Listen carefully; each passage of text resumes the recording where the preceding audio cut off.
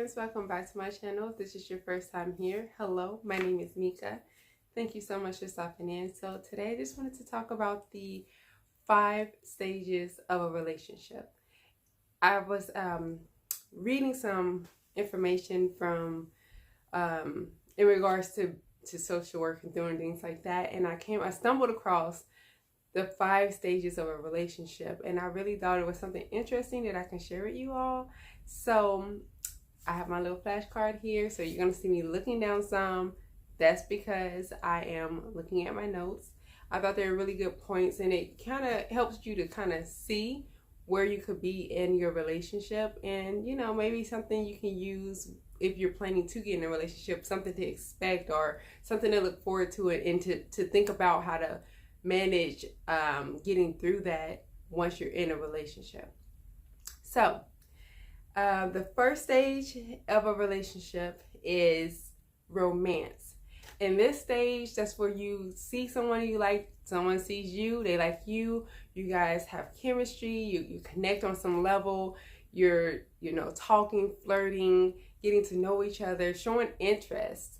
This is where you get those butterflies, you get excited and happy, and you're kind of like, oh well, I'm excited to see this person because maybe they're new, or maybe it's just a new spark romance or desire to be with that person that just comes up. Because I know some people, they date their friends later on in life, but it's like something clicks and it's like, hey, why don't we date? So it's like that feeling of excitement, joy. You're feeling like that person is the person for you because you're attracted to them physically, and emotionally on some level you may have a connection as well. The second stage is the power struggle.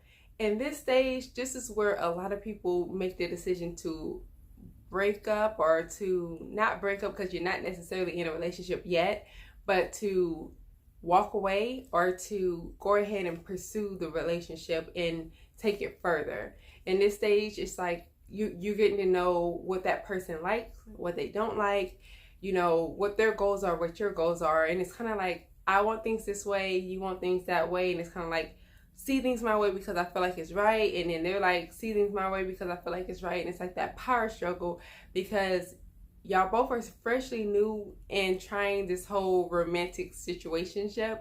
So it's like you have an idea of what you want in your relationship, and in this stage it's where you start to reflect or deflect those desires, what you already want for yourself personally, onto the other person. And so you have your mind made up of, well, this person needs to be like this person needs to believe in this person needs to react this way and treat me this way. And it's like the other person has their own set of morals and goals and values, and they're pulling back if they're not in agreement with what you're saying or exactly the way that you're saying it. It's like they start to feel kind of shut down because they feel like you're telling them what to do, and then you feel shut down because you feel like they're not listening or they're telling you what to do. And it's just that power struggle stage. In this stage, a lot of people decide to break up, unfortunately, because they just don't know how to manage it. They don't know how to manage accepting you're an individual who has the right to want what you want, who has the right to desire what you want, who has the right to make up their own mind, and they're not accepting you for the same thing. So you two are initially trying to just push together as one and make each other want and desire the same exact thing. And the individuality starts to die in this phase. So that's why people, a lot of times, they feel like, oh no, this is not the person for me. And it could be. It's just that you guys have to learn how to work through it, because a lot of times what happens in this phase is people want the same things, they just have different ways of going about it. And maybe you've been single for a while and you're like, I want it so bad, and you don't know how to sustain a relationship. So in this stage, it's that fear of losing that person and being single again. So you're like, if I can just get them to do what I want them to do, if you can just get them to behave in the way you want them to behave, then it'd be perfect, so you can feel safe. It's your form of building your own security, and the same for them. So what happens is people tend to be like, this is not it for me. I don't want to be controlled. I don't want to deal with this, you know, and they cut ties.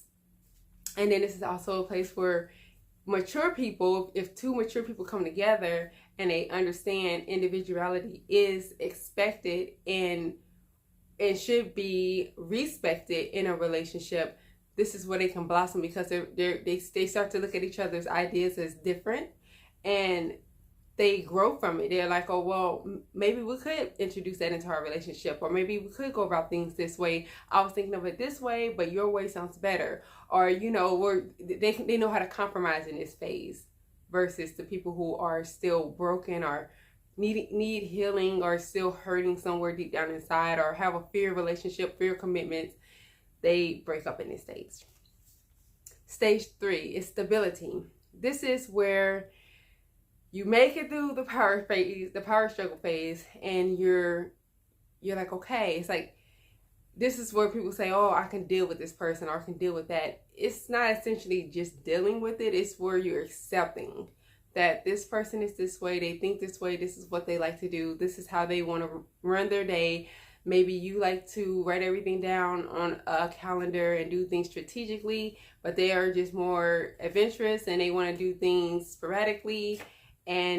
But you guys still, the core values are still there in the relationship, where you guys can sustain a healthy relationship, and you both have mutual respect and love for each other. So you become stable at this stage, you know, where it's like, I'm accepting you for who you are, you're accepting me for who I am, and we're deciding to still rock this thing out and see where it goes. Stage 4 is the commitment phase.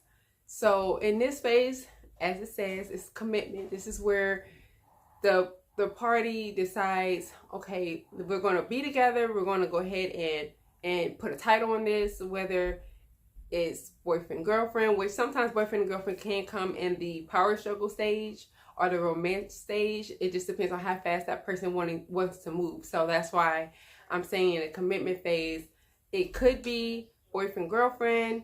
It could be, let's just, you know, if you're wanting a open relationship, this is where you make that decision. If you're wanting to have multiple people in a relationship, this is where you make that decision. Or if you're wanting to go forward with marriage, this is where you make that decision. This is where the two of you, or however many it is of you, because these days relationships they're really different. So, but we're talking about two people. So this is where the two of you decide that this is my person and I'm willing to take it to the next step. They have what I'm looking for. They have the core values. They have the morals that I like. I feel like I can do life with this person. I feel like this person makes me happy. I feel like I'm able to make them happy. I feel like we're able to contribute to each other's life in a positive way. We both want the same things. So in this phase, this is where, you know, the romance phase kind of starts over again, but in a stronger dynamic, because now it has a title. And we all know, once we have a title, especially for females, once we have a title, we ladies know, like, it feels more real and it's more security. So we're more happy and more apt to do things that, you know, we maybe wasn't able to do before, because it's like, well, I'm not your girlfriend. I'm not nothing to you. So I don't want to, you know, do X, Y, and Z. But in this phase, this is where people kind of get more relaxed and they're happier and they're feeling like, okay, I want this, you want this. I know now we're together because we both said it and agreed on it, or we're getting married. And now, you know, you start to plan life and have ideas. If you're just in the boyfriend girlfriend phase, then in this phase, you start to look forward to planning out what you want to do. Maybe taking vacations together, maybe moving in together, you know, if that's what you want to do, or thinking about marriage being on the table. If you're at the marriage stage, you're thinking about buying a house together. Well, first off, where you're going to have your wedding at, then buying a house together, possibly having kids, you know, different things that you want to do within your commitment. This is a very important phase. I just want to mention this. It's a very important stage. Like, yes, you made it to the commitment stage. That's great. But don't forget, commitment can also start in the romance stage. So you want to make sure that your commitment stage is strong enough to sustain any type of troubles that may come your way. Of course, you don't want to deal with abuse or cheating or anything like that. That's not what I'm saying. But like, you know, typical things. Maybe a partner may lose a job. Maybe a partner may go through something health-wise, or something may happen that may make, you know, put a little bit of a strain on the relationship. But this is the phase where you have to have the strength, and you have to make sure that you work through all the power struggles before getting to true commitment, ultimately marriage. Because you don't want to go into a marriage where you're still like, I want things my way, they want their things their way, we're not compromising on it, but we're still going to get married. Like, that's absolutely insane. Don't do it. Especially to my people out there, because this can go male or female. Especially to you all who want kids, and your partner's like, I don't want kids, but maybe one day. Don't go into a marriage with that maybe, because you just hold on to a hope that may or may not come true. And yes, you may love that person. Yes, you may really enjoy being with that person, but that's not the person for you if they are not concretely on the same page as you are, especially when you're talking about marriage. A relationship, boyfriend, girlfriend, you know, that's the time to get to know somebody some more. You know, time for them to fill you out, time for you to fill them out, and see if it's even worth staying together forever, because that's what marriage is supposed to be. It's supposed to be forever, for the rest of your life. So if someone's saying, maybe I'll do this, or maybe I want that, I'm not sure if I want to buy a house, but I'm open to it.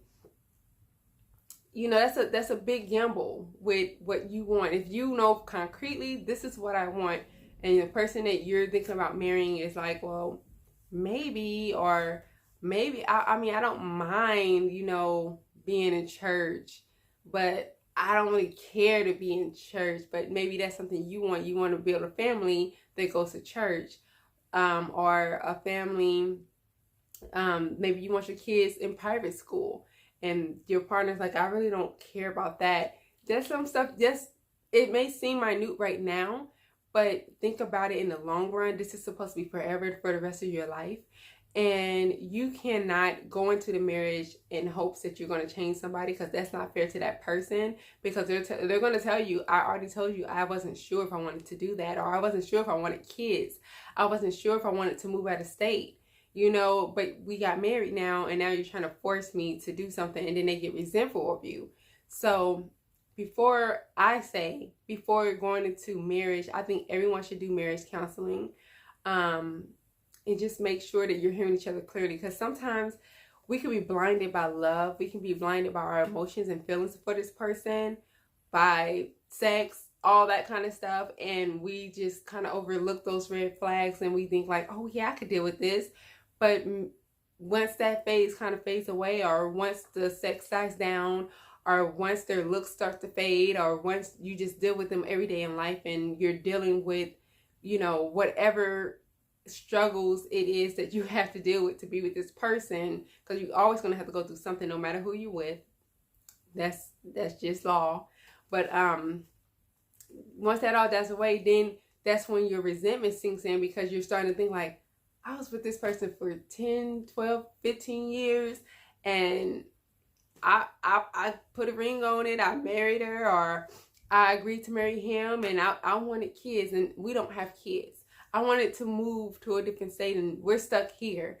I wanted to, you know, build my career, but they're making it hard for me because they don't want to work. So I have to work a full-time job on top of trying to go to school, on top of giving them attention. It's too much, you know. But this is things that you knew. You knew it. I promise you knew it before you agreed to get married.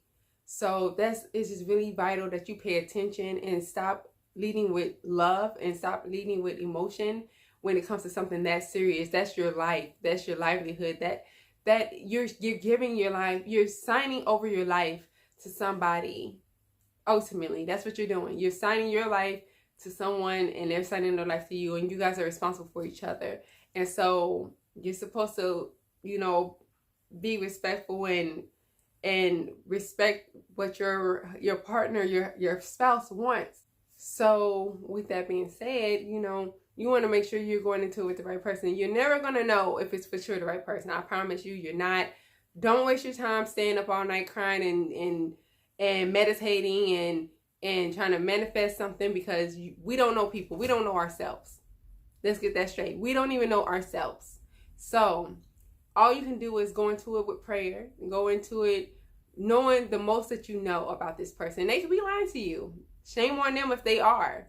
But you have to go into it with that mind frame of, I'm going to listen to what they're telling me and what their actions are showing me before I even say yes to the ring or introduce a ring and propose to somebody, because it's very important.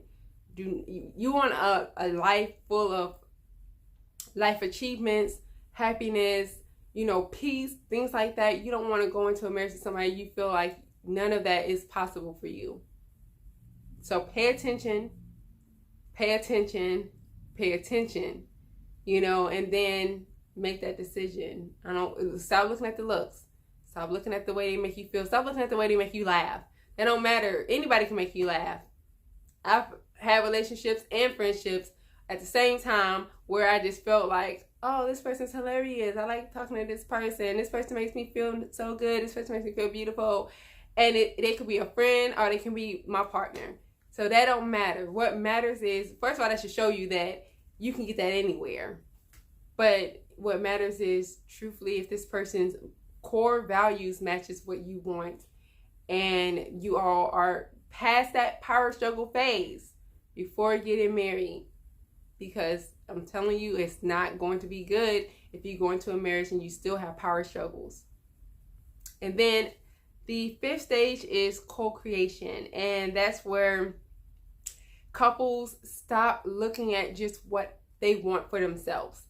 Like, for example, if you're with me, I'm not just going to say, well, I want to do this because it will make my life better. Now they're looking at it as togetherness, where I say or you say, you know, let's do this for us to make it to this next phase. We should do this. We should travel here. We should have kids.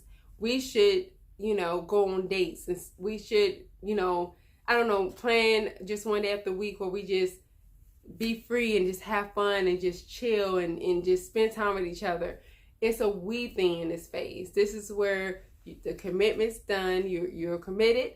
You're in it. You agree to it. You're happy with the decision.